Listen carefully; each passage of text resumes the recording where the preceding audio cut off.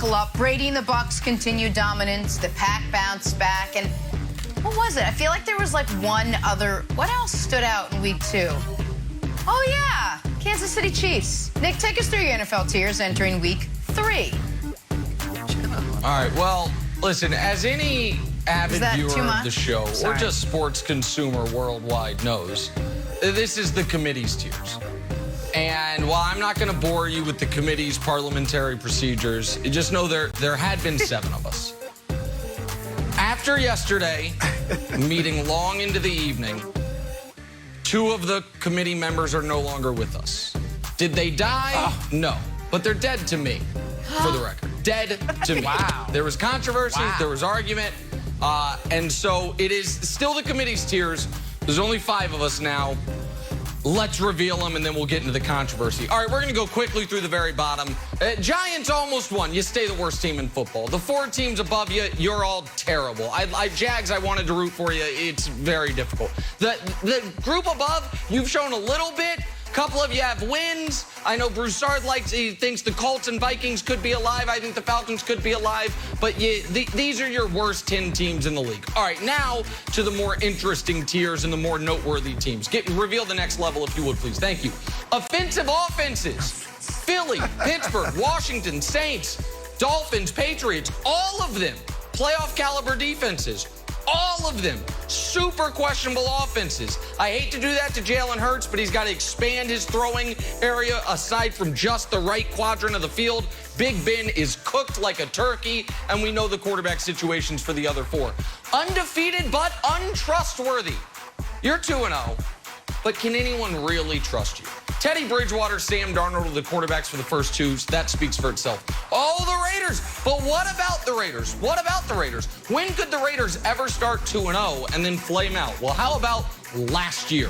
How about the year before with Gruden when they started 3-2 and then flamed out? The Cardinals. Nick, why are the Cardinals up there? Well, first of all, the Cardinals shouldn't be undefeated if the Vikings kicker could make a 37-yarder. Second of all, you guys know how I feel about Cliff Kingsbury, but maybe more importantly is this. I think Kyler Murray might have like the reverse PTSD from the Hail Mary to DeAndre Hopkins. It was such a great thing that happened to him. He keeps trying to recreate it. The problem is he's doing it. It's like 8 minutes into the first quarter. Blammo! He's just firing it downfield. Kyler, you're not always trailing by 6 in the final 30 seconds, but he plays like he is, so they make me a little nervous. But the Cardinals could move up, as could the Raiders. All right. Now revealed, and now we're getting there. We're getting there, and we're getting close to the controversy. Okay. Playoff caliber. Chargers, Titans, Cowboys. They all have a loss. They all do something exceptionally well, but nobody really thinks any of those teams can win the title, but they're definitely playoff caliber. Fringe contenders. Ravens, Seahawks, Bills. They all have a loss that was a little head-scratching, but we also know if you tell me any of those 3 teams are playing their A game, they can beat anybody in football. And now, the controversy, and now what cost us 2 of our committee members. Okay, here we're at. True contenders. What? You might say, I know what you're thinking. I know you're looking at that, and I know what's jumping out at you. Nick, you moved the Browns down? I know that's what jumps off the page. Yeah, I didn't think they were that impressive against the Texans.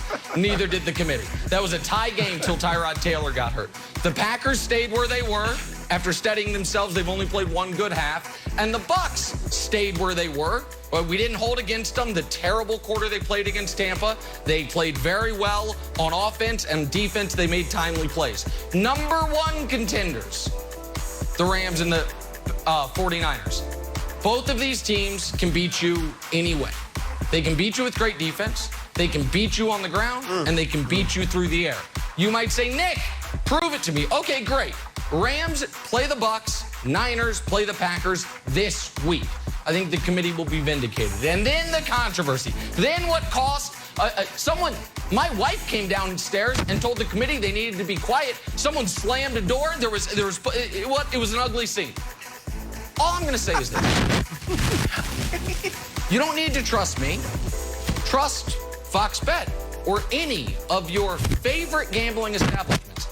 I challenge anyone to find a sports book in America where the literal favorites are not the Kansas City Chiefs.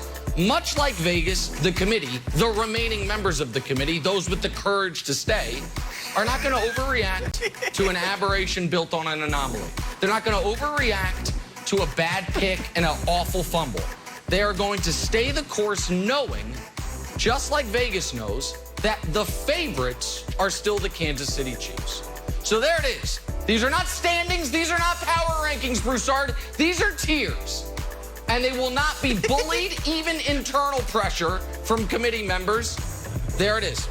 I usually say you're going to shower me with applause, but I know today's a controversial day, so go ahead. Do your best. Yeah, it is. And Nick, I hate to do this after we just celebrated you for getting in the Hall of Fame, but Nick, please tell me that was a comedy routine and that's a typo at the top of your tiers and that Kansas City's really not number one. So can we see the real list?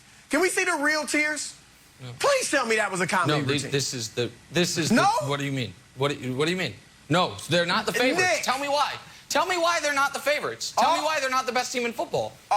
I'm just curious. Look, all I can say is thank God that the Associated Press, the USA Today Coaches Poll, Quinnipiac, all these polls out here are not run by your committee. Because this is ridiculous.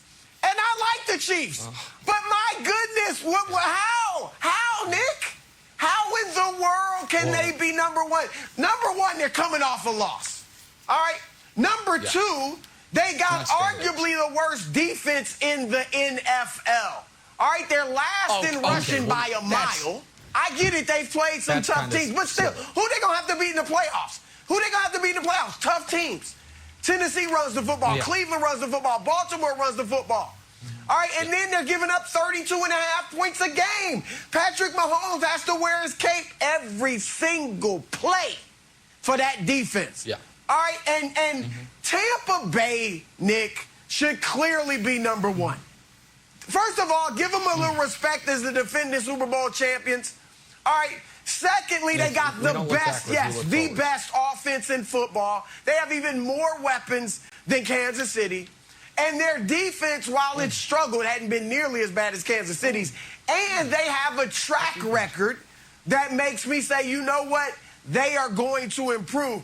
And not only do you not have them number one, you got the audacity to put them below the Rams and the 49ers. The Rams were lucky to beat an injury-plagued Indianapolis team Sunday.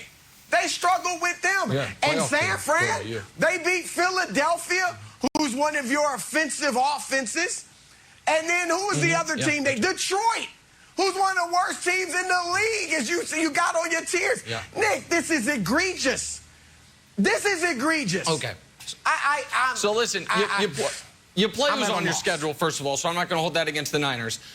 So it's very interesting. It sounds like Broussard is very confident the Bucs are going to beat the Rams this week. The committee is not.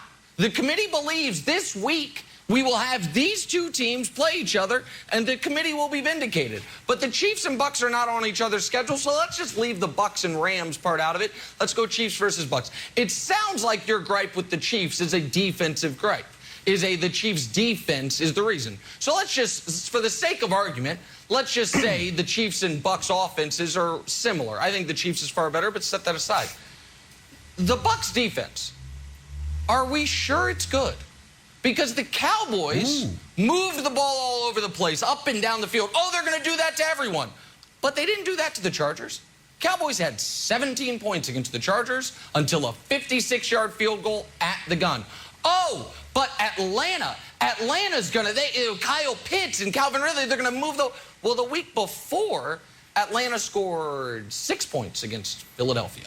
And those teams moved the ball at will on Tampa. So, if your concern about Kansas City is its defense, one would ask, should that concern not be echoed entirely about Tampa? And can you make the case that Tampa's going to have a great defense without saying, but what about last year? Because the committee does not look backwards, the committee looks forwards. We're not worried about what happened yesterday or last week or last epoch. We're worried about what will happen tomorrow and today. And so I'm just curious, Is there a great case to be made that Tampa has a great defense? Because I haven't seen it. I've seen injuries. I've seen guys move the ball on them. I just haven't seen the great defense. That's it. Nick, I mean, you have to take last year into consideration when all of your starters are back. When your defensive coordinator is back and he's excellent, Todd Bowles. That's the thing. All I'm saying is track record. If the Chiefs came out and lost both of their first games, you would look at their track record to say they're fine. They're fine. And that's what you're doing now. Because you can't be basing it on these 2 games. You've got to be basing on last year. Right? Because they didn't look great against Cleveland, and they certainly didn't look great against Baltimore. It's like a beautiful tapestry that's hung on your wall, a quilt with, things from all different places of the world. There's a lot of things that go into this. What it is not, however, Wildes, is a standings. And what we will not do, and what all the power rankings across America will do, is say, who are the 2-0 teams? Those 7, they all are the top 7. A monkey with a typewriter can do that. That is not what we have the committee for, Wildes. I totally agree. And first of all, let me apologize for my friend Broussard's tone. Again, Broussard, less vinegar, more honey.